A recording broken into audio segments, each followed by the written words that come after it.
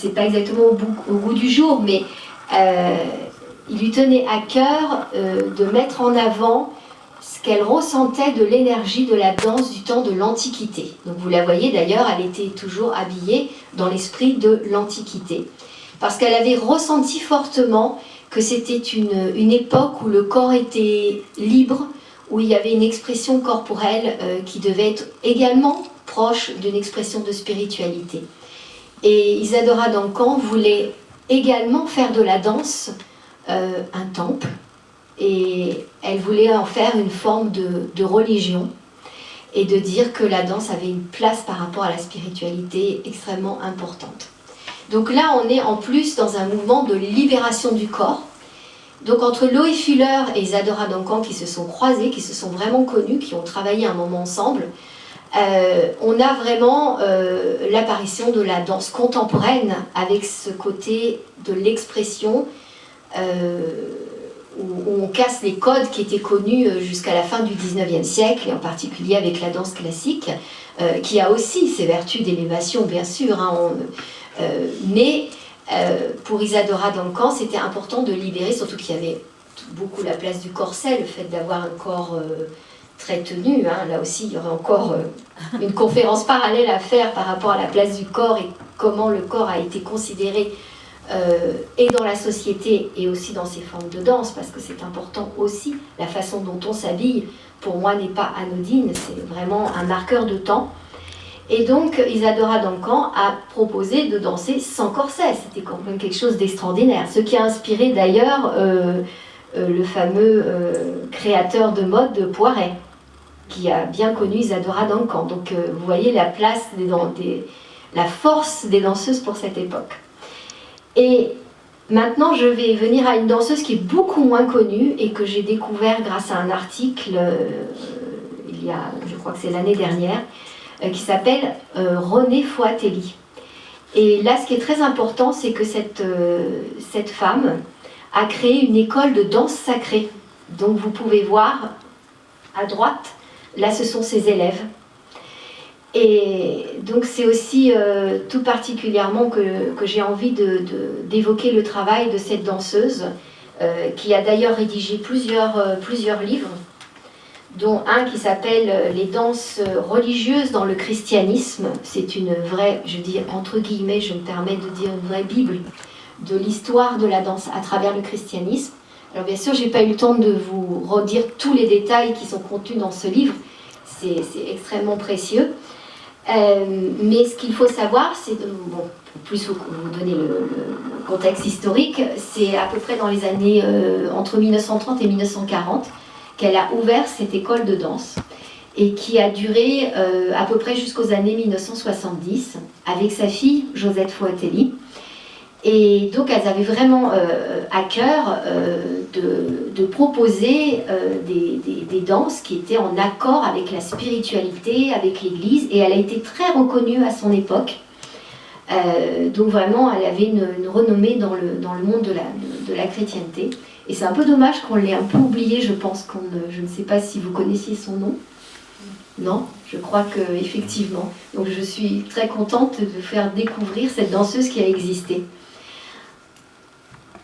Alors bon, bien sûr, je ne vais pas rentrer plus dans les détails de tout son travail. Je me permets par contre de vous montrer aussi un autre ouvrage qui est « Méthode de danse religieuse chrétienne » qu'elle avait rédigé, où elle a donc à l'intérieur, voilà, montré des propositions de gestuels pour qu'on puisse reproduire à sa manière, ou plutôt dans son ressenti, ce qu'on pouvait se donner le droit de danser dans une église. Donc voilà, ça c'est une danseuse importante où ça me tenait à cœur de vous en parler aujourd'hui. Et je ne peux pas oublier d'évoquer de façon plus contemporaine notre chère Mireille Nègre, parce que quand j'ai lu son livre « Je danserai pour toi », qui est l'histoire de sa vie. Est-ce que vous avez entendu parler de son parcours ? Je le résume quand même ou vous pensez... Oui, parlez-nous. Oui, alors pour résumer, donc Mireille Nègre a été une grande danseuse qui faisait partie du corps de l'Opéra de Paris. Et ce qui est très particulier dans son parcours pour donner la force d'esprit que Mireille Nègre a, parce qu'elle est toujours parmi nous, hein, c'est qu'elle a eu un grave accident à l'âge de 4 ans, je crois, où elle a eu le pied broyé dans un ascenseur en fait. Et malgré ce handicap qui la faisait beaucoup souffrir parce qu'on lui a reconstitué le pied, elle a quand même pratiqué les pointes. Vous imaginez la douleur que ça pouvait être, mais malgré ça, elle a dépassé cette douleur.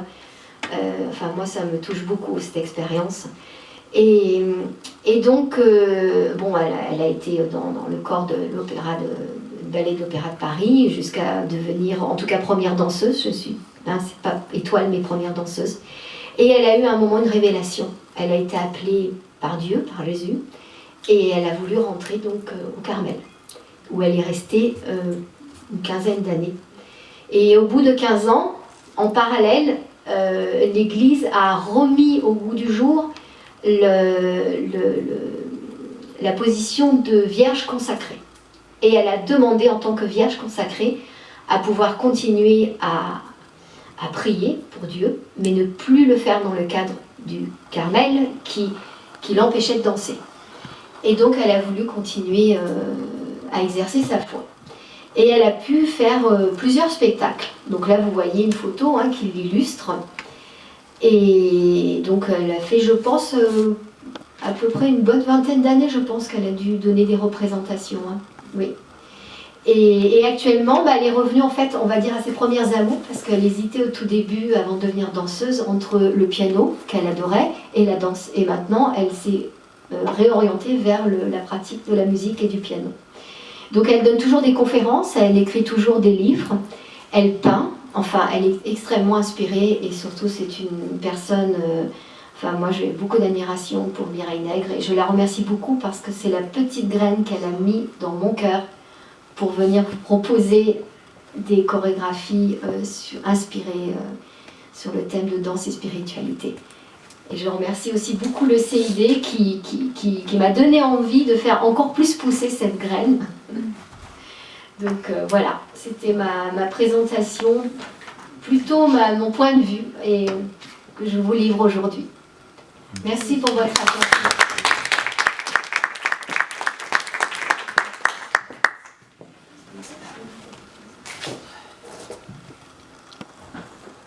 Alors on va donner maintenant la parole, si elle le veut bien, à Virginie Elstra.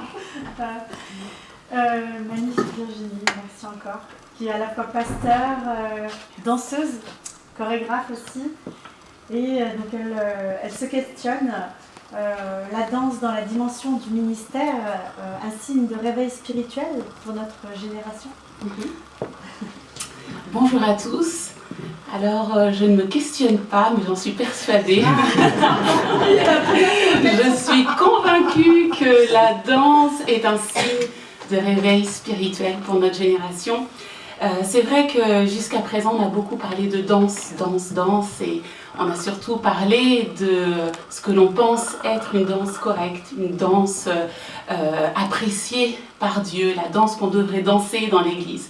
Mais tout cela, comprenez bien que c'est notre regard et que finalement, on ne cesse de parler pour Dieu. Hein, à quel moment est-ce que nous prenons le temps d'interroger Dieu lui-même? Tiens Dieu, Jésus, comment est-ce que toi tu danses? Seigneur, comment est-ce que toi tu bouges? Et comment est-ce que tu bouges en nous? La Bible nous dit que nous sommes le temple du Saint-Esprit. Nous sommes le temple du Saint-Esprit. Et son esprit vit en nous. Genèse 1, verset 1 nous dit qu'au commencement, la terre était informe et vide. L'Esprit de Dieu se mouvait au-dessus des eaux, au-dessus des ténèbres. Donc dès le commencement, la première chose formidable que l'on découvre, c'est que Dieu, la parole, donc sur la base de la parole, l'Esprit de Dieu n'était pas statique. L'Esprit de Dieu n'était pas en train de juste être là, mais l'Esprit de Dieu était en mouvement. Et l'Esprit de Dieu était en mouvement sur la base d'un objectif donné par la parole qui est Dieu. Et que nous révèle justement la Bible, c'est que là, justement, nous avons toute cette expression, cette manifestation extraordinaire de toute la puissance créatrice de Dieu au travers du premier jour, du deuxième jour, du troisième, quatrième, cinquième, sixième et septième jour. Cet environnement créé par la parole et par le mouvement de l'esprit, et donc cet environnement que Dieu a créé pour nous, ses enfants, et un environnement formidable, propice à l'épanouissement de notre potentiel. Genèse 1, versets 28 et 29, vient nous exposer quelque chose de magnifique. Le verset commence ainsi, « Dieu les bénit ». Et j'ai pour habitude de dire que souvent, quand on entend que Dieu nous bénit, on s'attend à ce que Dieu nous fasse du bien, mais selon, encore une fois, notre conception humaine. Selon notre conception humaine. Alors, comment est-ce que Dieu va me bénir? Dieu va me donner telle chose, Dieu va me donner telle autre chose. Eh bien, on voit que, justement, dans cet environnement, Éden, eh bien, le Dieu les bénit, 2 points, et Dieu leur dit, soyez féconds, multipliez, assujettissez, etc. Et on comprend de ce fait que cet environnement mu justement et créé par la parole et le mouvement de l'esprit est propice à l'épanouissement de notre potentiel et notamment de notre potentiel justement de créateur. Dieu nous pousse à manifester son propre leadership. Son propre leadership. Ce que j'aime aussi en Genèse, c'est lorsque Dieu prend la poussière de terre, qu'il réunit la poussière de terre. Vous voyez, la poussière de terre, souvent nous les danseurs, on parle de poussière de terre lorsqu'on regarde ce qui reste sous nos pieds après une prestation. Lorsqu'on a dansé à la cathédrale qui est extrêmement bien entretenue et très propre, n'empêche que nous avions quand même de la poussière de terre sous nos pieds lorsque nous avons frictionné nos pieds les uns sur les autres. Eh bien, cette poussière de terre, elle n'est pas grand-chose à son état de poussière de terre. Si on voulait en faire un être humain ou la modeler, eh bien, elle serait complètement friable.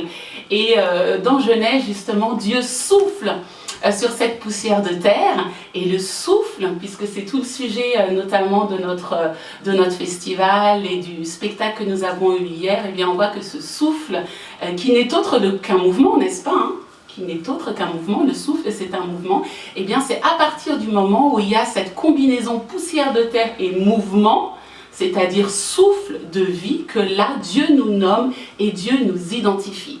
Alors moi ce qui m'intéresse, c'est justement de revenir à Genèse et de ne pas forcément... À l'heure d'aujourd'hui, vous avez compris, effectivement, je suis plutôt d'obédience protestante, évangélique. Alors, j'aime pas beaucoup tous ces termes-là. Moi, j'aime le Seigneur Jésus. Voilà, c'est ça que j'aime. Je ne proteste pas. Voilà, vous voyez, c'est ça que je voudrais juste qu'on soit clair et vous parler avec mon cœur afin que vous ne me colliez pas, s'il vous plaît, d'étiquette, mais que simplement vous compreniez que je souhaite vous apporter une perspective différente. Eh bien, justement, ce que j'aime dans Genèse, c'est que ça fait aussi référence à ma propre histoire. Alors, j'ai été élevée depuis toute petite pour avoir une carrière artistique, donc notamment en tant qu'artiste de cirque. J'ai bien évidemment fait beaucoup de danse classique, j'étais acrobate à cheval et surtout, j'ai appris à travailler mon corps, travailler avec discipline, avec détermination toute ma vie jusqu'à l'âge de 20 ans. Et j'ai très vite réalisé que ma danse, mon art, c'était mon Dieu, c'était ma religion, ma performance, mes capacités, toutes ces choses-là, c'était aussi ce qui m'identifiait. On pouvait m'appeler Virginie Enfa, l'acrobate à cheval, la danseuse extraordinaire. Eh bien, justement, comme je vous le disais, jusqu'à l'âge de 20 ans, c'était ça mon monde. Et j'ai fait une rencontre merveilleuse. Vous savez, parfois, les rencontres ou les rendez-vous importants de nos vies n'ont rien à voir avec des situations confortables. Et pourtant, ma plus belle rencontre avec le Seigneur, c'est justement à 20 ans, lorsque j'ai eu le dos brisé, totalement en compote, et que je n'ai plus pu exercer mon métier. Et c'est là où justement je réalise que je m'étais consacrée, je m'étais donnée, je m'étais offerte, j'avais cru, j'avais placé ma foi, j'avais placé ma confiance dans mon art, j'avais placé ma confiance, ma foi, mon tout, mon monde, ma religion, mon cœur, je l'avais placé dans cette danse parce que je dansais sur le cheval. Et lorsqu'à 20 ans, effectivement, tout s'écroule, vous imaginez bien, quand on n'a plus rien du tout, eh bien, souvent c'est justement là où on change peut-être un petit peu son focus. En tout cas, moi, c'est ce qui s'est passé. J'ai compris que je m'étais fait une idole de ce que je pensais être sécure et finalement, il fallait que je change mon focus et peut-être que je me tourne vers Dieu. Et avec ce dos brisé, je me suis donc tournée vers le Seigneur. Alors bien sûr, j'ai eu tout un cheminement. Et je me suis tournée vers le Seigneur Jésus et je crois que le meilleur conseil qu'on m'ait donné à l'époque, c'est « Virginie, demande à Dieu quelle est sa volonté pour toi ». Sauf que quand on a 20 ans, quand on a été hyperactif, quand on a été sur scène, quand on a vécu une vie voilà, où on aime se présenter, toutes ces choses-là, être applaudi, ça peut paraître un peu difficile de s'entendre dire « Demande à Dieu quelle est sa volonté pour ta vie ». Et puis ça peut, voilà, donc je suis là et je demande à Dieu, Seigneur, quelle est ta volonté pour ma vie? Et je m'attendais à une réponse formidable, alors peut-être que le plafond s'ouvre, que des anges arrivent dans la pièce et qu'un miracle extraordinaire se fasse. Eh bien non, la seule chose que j'ai pu faire, c'est respirer. Eh bien, je me suis retrouvée en Genèse. La terre était informe et vide, mon corps était informe et vide, mon cœur était informe et vide, mes pensées étaient informes et vides, il y avait bien des ténèbres en moi, des ténèbres perdues. Qu'est-ce que je peux faire? Ma vie, c'était de me présenter, c'était de danser, et puis je m'étais même dit, oh, moi aussi je vais danser pour Dieu. Vous savez, on a tellement parlé de cette perception que l'on a de comment il faudrait danser Dieu, comment est-ce qu'il faudrait qu'on danse à l'église. Et j'ai réalisé que c'était justement ma plus belle rencontre, là où j'étais dans mes ténèbres, dans mon informe et vide, où c'était le moment où j'allais pouvoir peut-être, cette fois-ci, me taire et demander à Dieu ce que lui voulait que je fasse. Alors il ne m'a pas complètement retiré la danse, pas complètement retiré l'art, effectivement, mais il m'a juste invité à respirer. Et j'ai compris que Dieu souhaitait en fait me faire expérimenter en ma chair, dans mon cœur, en moi-même, une nouvelle expérience. Et je réalisais que c'était le même process qui se trouvait aussi dans la parole de Dieu. Pas quelque chose que j'allais inventer, parce qu'on peut penser à la place de Dieu, on peut vouloir proposer des danses à la place de Dieu. Vous voyez, toutes ces choses-là. Mais finalement, toi, quel est ton objectif? Comment tu danses? Qu'est-ce que tu veux, Jésus, comme danse? Qu'est-ce qui fait plaisir à ton cœur? Et je me suis rendu compte qu'il y avait tout un chemin de dépouillement et que Dieu, encore une fois, m'invitait à la respiration. Alors, encore une fois, imaginez-vous, j'ai 20 ans, hyperactive, super artiste, extrêmement sportive, performeuse, et je me retrouve avec ce dos brisé, ce corps informe et vide, et cette invitation à la respiration. Eh bien, le seul moment où je me sentais vivre un véritable miracle, c'était justement où je respirais. Juste respirer. Et j'ai réalisé cela, que j'étais en train de vivre cette rencontre entre la poussière de terre et le souffle de vie. Et que la première véritable danse, s'il y en a une, parce que je crois véritablement que Dieu parle plutôt de mouvement dans la parole, danse est nommée au pluriel dans la parole de Dieu. Il y a diverses expressions de danse possibles, inimaginables, qui nous sont données comme un cadeau à exprimer pour notre quotidien. Mais ce qui compte véritablement, c'est le mouvement, le souffle de vie en nous. Souffle de vie, mais aussi le mouvement de l'esprit. Ce mouvement de l'esprit qui est simple, pur, dépouillé, sans forme. Il ne s'agit pas d'aller devant le Seigneur en lui disant « Oh, écoute, moi, je suis une danseuse de classique, moi, je suis une danseuse de hip-hop, allez, tu bénis mon hip-hop, tu bénis mon classique, tu bénis mon truc, et puis moi, ça me fait du bien, et puis on va dire que maintenant, c'est ta danse. » Il y a peut-être plus que ça, justement, à se questionner, et d'aller plus en profondeur, et d'aller découvrir, est-ce que Dieu aurait lui-même ses propres codes, sa propre façon de bouger en nous, sa propre façon de se manifester en nous? Nous sommes le temple du Saint-Esprit. C'est ce que nous dit la parole. Alors en tant que temple, créature merveilleuse, faite à son image, il y a peut-être quelque chose de plus profond encore à comprendre que simplement la manifestation d'une forme ou d'un style. Dans mon dépouillement, j'ai passé 4 ans dans ma caverne, dans ma chambre, à simplement respirer. À simplement respirer. Et j'ai senti d'abord le mouvement du Saint-Esprit et son souffle de vie. Et plus je respirais, et plus je sentais que mon dos était en train de se reconsolider petit à petit. J'ai senti aussi qu'il y avait comme une alliance qui était faite entre ce souffle de vie et mon état brisé. Dès que je voulais m'en sortir, dès que je souhaitais sortir de cette expérience, mes douleurs réapparaissaient. Et dès que j'acceptais de revenir dans le secret de ma chambre, comme un lieu secret, comme un lieu de prière, un lieu de dépouillement, c'est là où, par son souffle, quelque chose, justement, était en train de se reconstruire, sa vie en moi. J'ai commencé, étape par étape, à simplement vouloir battre la mesure de son souffle, comme être en partenariat avec lui. Et j'ai réalisé au fur et à mesure qu'il y avait un geste, un mouvement, pas une danse, parce que je ne souhaitais plus lui proposer ma forme. Je commençais à prendre profondément plaisir à le suivre lui, à l'écouter lui. Et justement, n'est-ce pas là tout l'appel des disciples? Lorsque Jésus passe sur la plage, qu'est-ce qu'il nous dit? Finalement, de laisser tomber nos vies, de le suivre, de prendre notre croix, de le suivre. On n'a pas à lui proposer comment est-ce qu'on voudrait le suivre.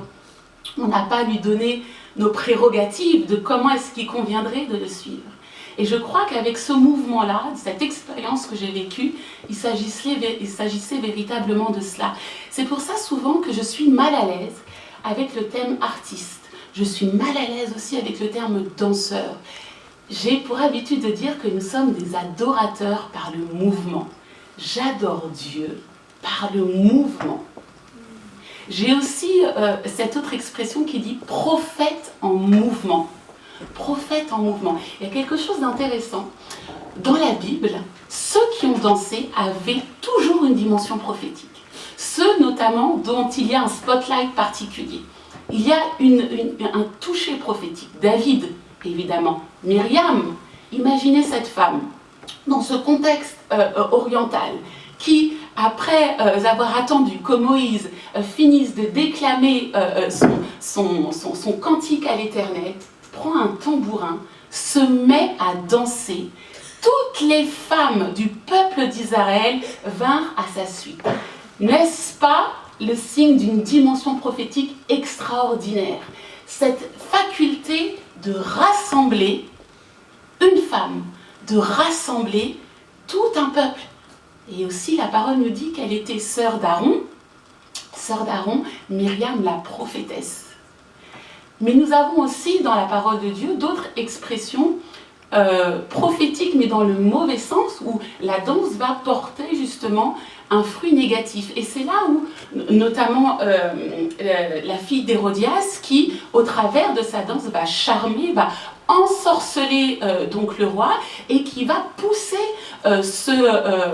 cette autorité à demander la décapitation de la tête de Jean-Baptiste. Ce que je veux dire là, c'est que le danseur, ou en tout cas celui qui se manifeste au travers du mouvement, a en lui une certaine puissance spirituelle, ce que l'on peut aussi appeler un revêtement, une onction particulière, qui commande avec une dimension, j'allais dire, une puissance qui peut à la fois attirer la présence de Dieu, permettre de très bonnes choses et à la fois permettre de moins bonnes. C'est pour ça que je parlais de disciples et qu'au sein de mon école Destiny Dance School, et je voudrais vous partager aussi le battement de cœur de mon ministère, il est important pour nous que les danseurs soient formés dans la parole de Dieu. Parce que des danses, on peut en faire plein. On peut, vous savez, les créatifs, on a un grand imaginaire. On pourrait coller à l'église tout un tas de choses. Mais je pense qu'il est important, si l'on souhaite aujourd'hui, que dans le corps de Christ aujourd'hui, on puisse proposer un mouvement ou une danse, si vous désirez employer ce mot-là, qui puisse porter un bon fruit. Parce que c'est ça. vouloir s'exprimer en tant que chrétien, c'est une chose. Avoir besoin de s'épanouir au travers de la danse, c'est une chose. Mais quel est notre rapport? Quel est notre rapport? Qu'est-ce que nous, on veut apporter à l'Église?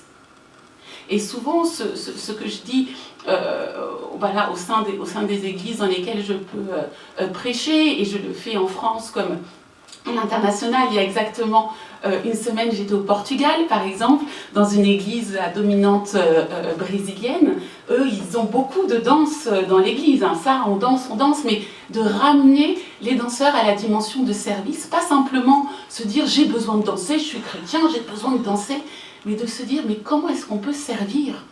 Comment est-ce qu'on peut servir le peuple? Comment est-ce qu'on peut